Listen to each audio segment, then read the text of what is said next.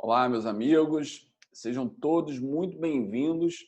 Esse é o nosso segundo bloco. Nós vamos então dar sequência à análise de duas questões controvertidas a respeito do tema direito empresarial. O tema principal diz respeito à questão da autofalência, se há ou não um dever de confessar a falência.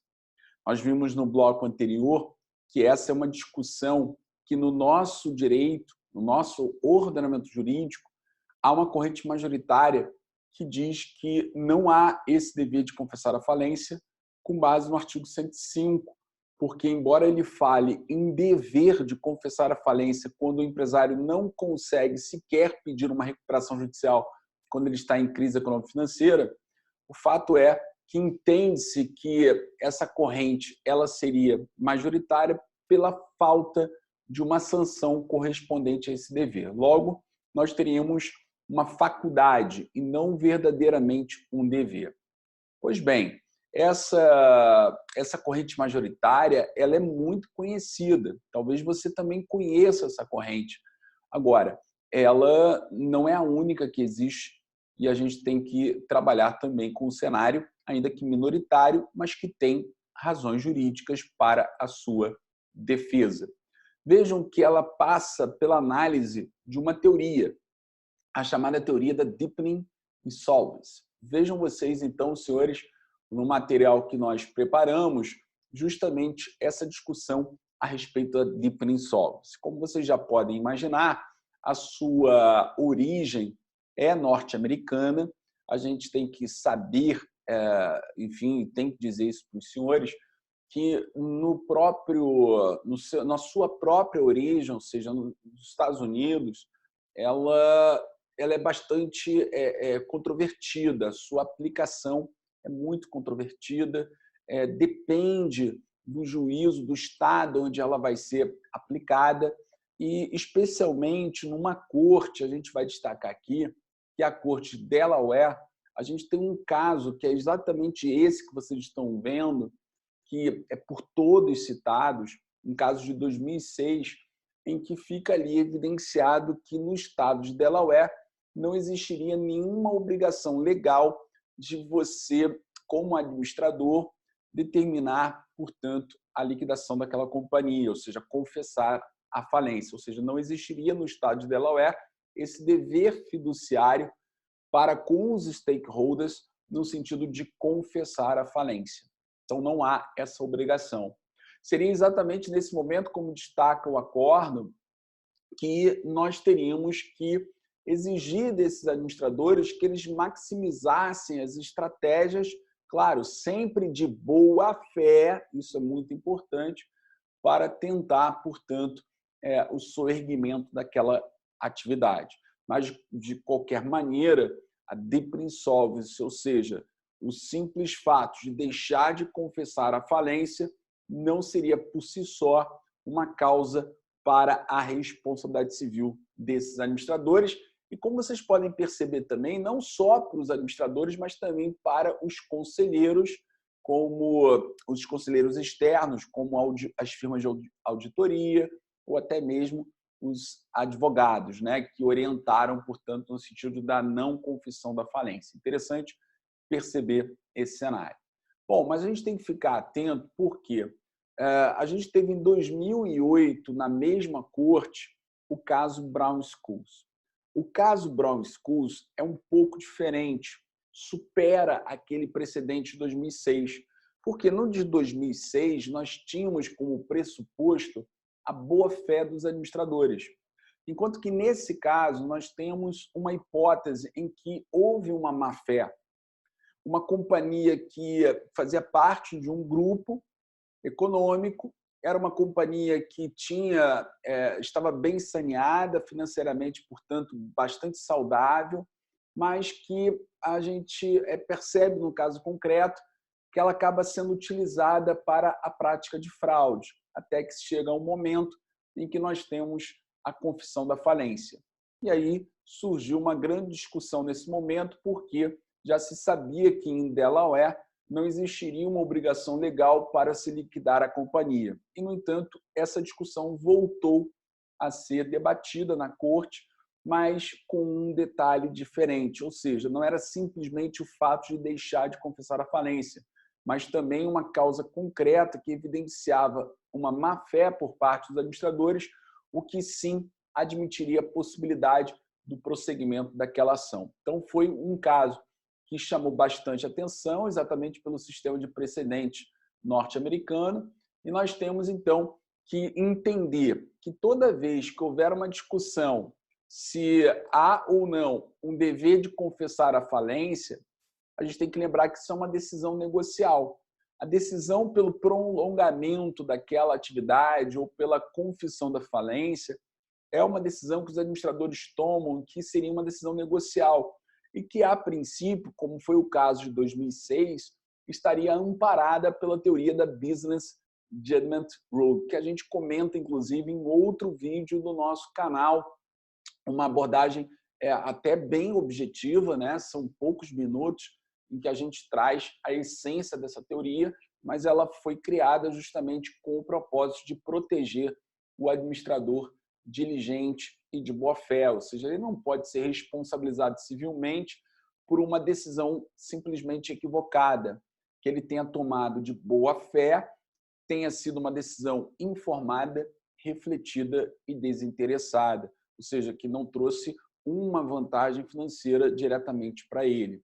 As decisões negociais, ainda que equivocadas, não podem dar ensejo uma responsabilidade civil se ele tiver agido dentro desses padrões de boa-fé, no interesse da companhia, informada, refletida e desinteressada. Então, deixar de confessar a falência significa uma hipótese de decisão negocial. Então, isso por si só não seria suficiente para justificar uma responsabilidade civil. Porque nessa corrente minoritária, o que a gente busca aqui para o nosso ordenamento jurídico é saber se é possível ou não responsabilizar os administradores de uma sociedade empresária que esteja passando por uma grave crise econômico-financeira pelo fato dele ter deixado de confessar a falência. Então, talvez não seja simplesmente o fato de ter deixado de confessar a falência. Porque se você pegar, por exemplo, os casos de Delaware, você vai, num primeiro momento, excluir a responsabilidade civil, porque agiu de boa-fé, e, num segundo momento, vai abrir a possibilidade de ser analisado o caso concreto quando estiver evidenciada uma má-fé, ou seja, não simplesmente por aquela situação de ter deixado de confessar a falência, mas sim pela fraude que nós temos ali. Não seria simplesmente uma causa independente a hipótese de uma confissão da falência ou não. Teria que estar atrelada, portanto, a esses fatos que denotam a má-fé. Então, vejam, os senhores, que a gente tem, no exemplo dos Estados Unidos, essa matéria extremamente controvertida, mas a gente não pode deixar de lembrar aqui que a teoria da Business Judgment Rule, sem dúvida alguma, ela protege esse administrador. Então, toda vez que nós tivermos uma discussão sobre deepening insolvency, provavelmente esse administrador que virou réu, ele vai aduzir a sua defesa à teoria da Business Judgment Rule. Bom, a gente tem que lembrar que essa história de deepening insolvency, ela não existe apenas no cenário norte-americano. No direito espanhol também existe um dever de se confessar a falência. Os motivos que obrigam o devedor a pedir a abertura do seu próprio concurso está no artigo 2.4 da Lei Concursal Espanhola, sendo que o artigo 5º nós temos ali a determinação de que há um dever de se confessar a falência. Sendo certo que o artigo 5º bis, parágrafo 5º, diz que o devedor pode comunicar ao juízo que ele está em negociações, por exemplo, para um acordo extrajudicial de pagamento, né, ou para um acordo de refinanciamento de sua dívida, ou até mesmo para uma proposta antecipada de convênio. Durante 3 meses, por essa simples comunicação, fica suspensa a obrigação dele de confessar a falência. Embora ele tenha essa obrigação, se ele comunica ao juízo que ele está, portanto, negociando extrajudicialmente a solução da sua crise empresarial com os seus credores, isso pode, então, suspender esse dever. Mas existe esse dever de confessar a falência e a gente tem que lembrar que, se por acaso a falência for decretada, se for aberto concurso e ele não tiver tomado a iniciativa, isso pode representar uma responsabilidade civil dos administradores. Então, o artigo 165, parágrafo 1º, número 1, diz que há uma presunção iuris tanto de culpabilidade do concurso quando ele deixa de confessar essa falência. E o artigo 172 fala a respeito dessa sentença de qualificação do concurso, porque se for considerado que houve um concurso culpável, então ele pode ser responsabilizado civilmente. E uma das causas dessa responsabilidade civil seria o fato de ele ter deixado de confessar a falência. Bom, a gente não vai entrar e aprofundar essa discussão, porque não é necessário para a nossa percepção aqui no nosso ordenamento jurídico, mas sim, existe essa possibilidade, existiria esse dever de confessar a falência, embora, evidentemente, seria necessário a gente aprofundar um pouco mais. Mas vejam que o professor Fernando Marim de la Bárcena, ele fala a respeito de um princípio que é um princípio de moralidade comercial, que ele diz que não é possível que uma sociedade possa funcionar às custas de seus credores. Então, isso é um princípio da moralidade comercial. O devedor não pode funcionar, se manter em atividade às custas dos seus credores. O prolongamento artificial da existência da empresa não pode existir, porque ela está funcionando às custas dos devedores. E isso pode causar uma reação em cadeia no mercado, fazendo com que outras também quebrem em razão dessa postura tomada por esse devedor que não confessa sua falência quando ela é necessária.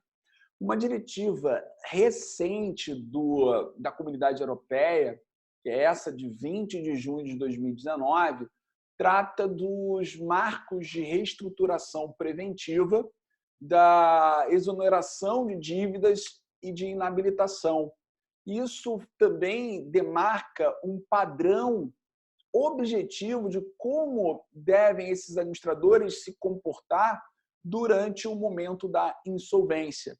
Então, vejam vocês que lá no artigo 19, nós temos a seguinte indicação, né? Os Estados-membros, eles deverão tratar dessa questão da insolvência iminente e os administradores sociais, eles devem levar em consideração, no mínimo, o seguinte. Então, no momento da insolvência, os administradores terão que levar em consideração, no mínimo, o seguinte: os interesses dos credores, daqueles que têm participações naquela companhia, como os minoritários, e até mesmo outros interessados, stakeholders, né, de uma maneira geral. Letra B, a necessidade de tomar medidas para evitar a insolvência. E a letra C, a necessidade de evitar uma conduta dolosa ou gravemente negligente que possa pôr em risco a viabilidade da empresa.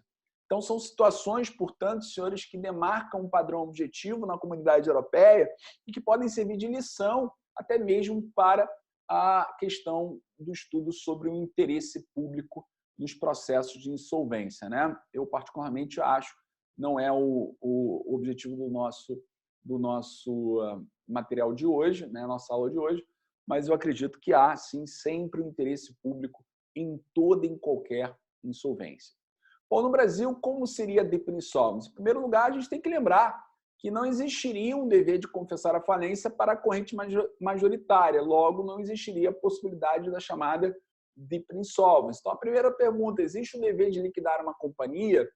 Na corrente majoritária, não, porque não existe uma sanção correspondente. Na nossa visão, existe a sanção, e essa sanção ela só existirá se houver a decretação posterior da falência. Então, ele deixou de confessar a falência, vem um credor, postula essa falência, há a determinação da quebra, e a partir daí nós vamos investigar como foi o comportamento desses administradores na zona de insolvência, o que pode dar ensejo à propositura de uma ação de responsabilidade civil com base no artigo 82. Então, a segunda pergunta, existe suporte legal para uma ação de responsabilidade civil? Para a corrente majoritária, talvez não, mas para a corrente minoritária, sim, através do artigo 82. Quem teria legitimidade ativa?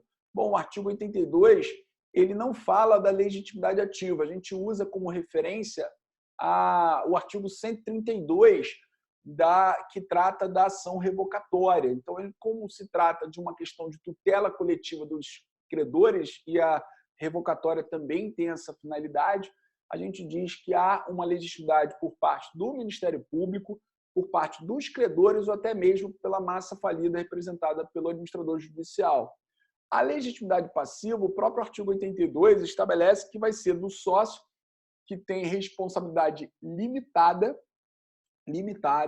os seus administradores e também senhores eventuais controladores. Então, são esses, portanto, que teriam legitimidade passiva. Qual seria a natureza jurídica dessa responsabilidade civil?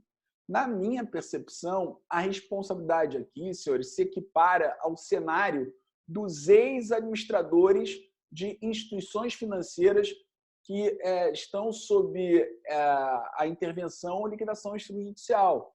De acordo com o STJ, no informativo 477, a natureza dessa responsabilidade civil seria subjetiva por culpa presumida, tanto na situação lá do artigo 39 da Lei 6.024/74, como também no artigo 40. Então, na minha percepção, tirando a hipótese do controlador, nós teríamos, então, uma responsabilidade subjetiva por culpa presumida. Já o controlador, ainda com base nesse informativo 477, me parece que ele deveria responder de maneira objetiva.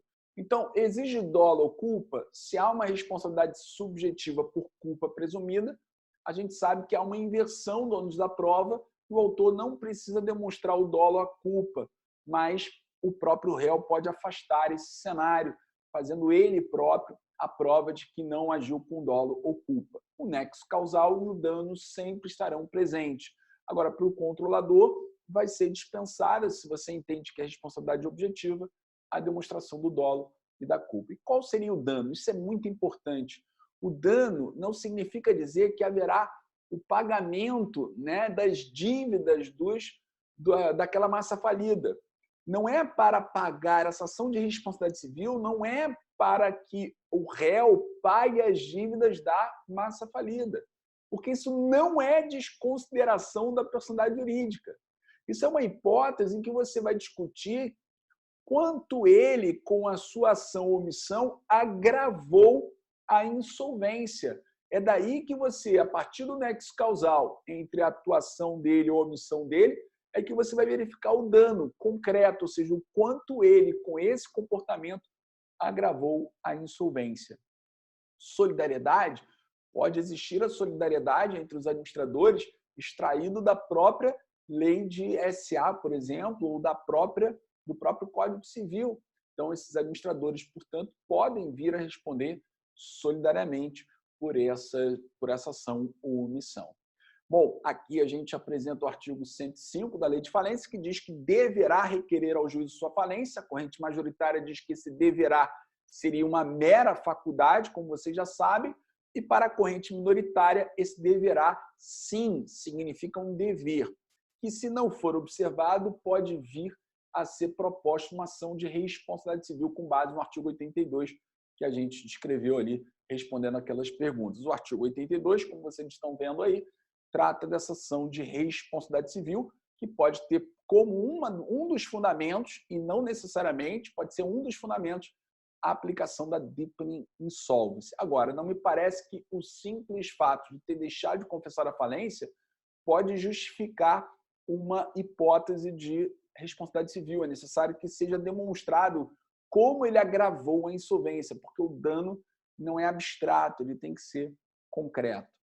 Bom, o professor Leandro Santos Aragão, tratando desse tema, ele tem uma outra perspectiva, embora ele também ache que haja ali um dever e que pode gerar uma responsabilidade civil. Ele fala na teoria da perda de uma chance. Eu, particularmente, discordo do professor Leandro Santos Aragão, porque aí a gente teria que trazer outros cenários que não são próprios para essa discussão, que são cenários que giram em torno da responsabilidade civil por perda de uma chance. Não me parece que esse seja o cenário, mas ele trata desse tema e eu deixo no material, então, para vocês essa discussão. Bom, a gente tem que lembrar também que quando a gente fala de autofalência, a gente não discute só o dever de confessar a falência. Quando eu tenho uma autofalência, ou seja, eu confessei a falência, é possível uma oposição por parte dos credores? Bom, a gente tem que tomar cuidado com dois cenários. Primeiro, se você está falando de um sócio de responsabilidade ilimitada, esse cara, por força do artigo 81, ele tem que ser citado. Confessou a falência, ele não assinou a petição inicial, ele tem que ser citado, porque o artigo 81 diz que haverá necessidade dessa citação do sócio de responsabilidade ilimitada. Agora, os credores podem se opor à confissão da falência, embora não haja previsão legal, isso na prática acaba acontecendo. Agora, é necessário verificar se os argumentos que eles estão trazendo evidenciam ou não a possibilidade do juiz julgar o pedido improcedente. Porque se eles estão alegando, por exemplo, que aquela autofalência é uma fraude contra credores, porque isso pode acontecer, ela pode ser utilizada para essa finalidade, eu não acho que isso impeça a decretação da falência. Pelo contrário, que se decrete a falência e que se apurem as responsabilidades por parte desses que confessaram a falência. Então, mas é possível a confissão de falência gerar uma, então, oposição. O professor então, Ricardo Tepedino, inclusive, fala nessa possibilidade, né? Inclusive dos sócios discordarem desse pedido de autofalência. Bom, vocês viram que as perguntas que foram trazidas para os senhores falavam também na legitimidade ativa do credor fazendário. Só para vocês não ficarem sem resposta, o credor fazendário não tem legitimidade nem interesse de requerer a falência do devedor contribuinte, não obstante o fato de que não existiria uma proibição legal. Pelo contrário, o artigo 97, inciso 4º, ele fala que qualquer credor pode pedir a falência. Mas a orientação firme do STJ, e para concurso público é muito importante na parte de direito empresarial a opinião do STJ, temos que lembrar que diz que a cobrança do tributo teria natureza vinculada e, por isso, não poderia a Fazenda Pública ter a opção entre confessar a falência, ou melhor dizendo, pedir a falência ou promover a execução fiscal. Não, por essa visão do STJ, não há essa opção, não se trata de um ato discricionário, e sim de caráter vinculado, e teria que executar, fazer a execução fiscal e não pedir a falência. Tá? Então, há um enunciado número 56 da primeira jornada de direito comercial, a Fazenda Pública não possui legitimidade ou interesse para requerer a falência do devedor empresário. Tá certo? Bom, vamos lembrar ainda que na questão do Paraná se perguntava se o sócio poderia confessar a falência da sociedade em seu nome próprio ou em nome da própria sociedade. A sociedade, para confessar a sua falência, tem que passar antes pelo crivo da Assembleia, tanto a lei de SA como também a hipótese do Código Civil 2002. Tá? Agora, o sócio ele pode, em nome próprio, pedir a falência quando ele for credor. Quando ele for credor, ele pode pedir a falência da sociedade. Não sei se ele vai fazer isso, mas como credor, ele poderia fazer o pedido de falência dela. Agora, para ela confessar a sua própria falência, tem que passar pelo crivo da Assembleia. A princípio, o artigo 122, então, estabelece esse cenário da lei de SA e o 1072, parágrafo 4º, também traz como regra essa hipótese. Bom, não vamos esquecer ainda que a gente não vai confundir a ação do artigo 82 com o caso de desconsideração da personalidade jurídica. Tá? Não se confunde desconsideração da personalidade jurídica, que tem outros pressupostos, inclusive agora com base na Lei da Liberdade Econômica, né? Que trata da teoria maior da desconsideração lá no artigo 50 e que é notadamente aplicável à lei de falências. A gente tem que tratar, portanto, esse cenário como sendo um caso diferente, distinto da desconsideração da personalidade jurídica. Artigo 82, responsabilidade civil, como a gente já estudou. Bom, meus amigos, espero que vocês tenham gostado dessa resolução de duas questões importantes do direito empresarial que caíram em provas subjetivas do Ministério Público. Depois nós vamos trazer outras questões para vocês, para debate. E eu escolhi essas questões, como eu disse no primeiro bloco, em razão, portanto, do informativo 659 do STJ. Depois a gente pode discutir outros temas e faremos isso tanto no nosso grupo VIP como também no nosso canal do YouTube. Espero que vocês tenham gostado. Um grande abraço e até a próxima oportunidade. Valeu!